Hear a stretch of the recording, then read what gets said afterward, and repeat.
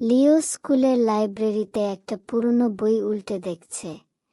ঠিক তখনই সে একটা লম্বা বইয়ের তাকের পিছনে একটা অদ্ভুত আলো দেখতে পাচ্ছে। সে বইগুলো একপাশে সরিয়ে একটা লুকানো দরজা খুঁজে পাচ্ছে। লিও দরজা দিয়ে প্রবেশ করে এবং নিজেকে একটি বিশাল, মন্ত্রমুগ্ধকর লাইব্রেরিতে আবিষ্কার করে, যেখানে বই বাতাসে ভেসে বেড়ায় এবং গল্পের চরিত্ররা ঘুরে বেড়ায়।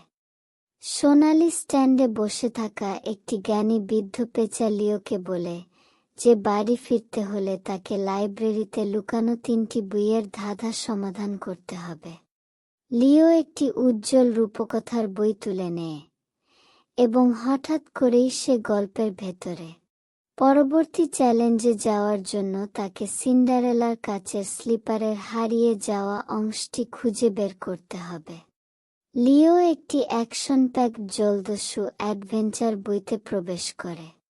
একটি গুপ্তধনের দ্বীপে লুকানো সোনার চাবি খুঁজে পেতে তাকে ঝড়ের মধ্য দিয়ে একটি জলদস্যু জাহাজ চালাতে হবে।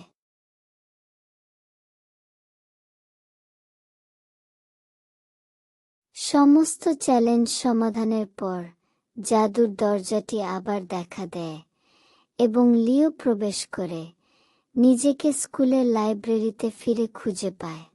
সে হাসে, জানে যে সে গল্পের শক্তি উন্মোচন করেছে।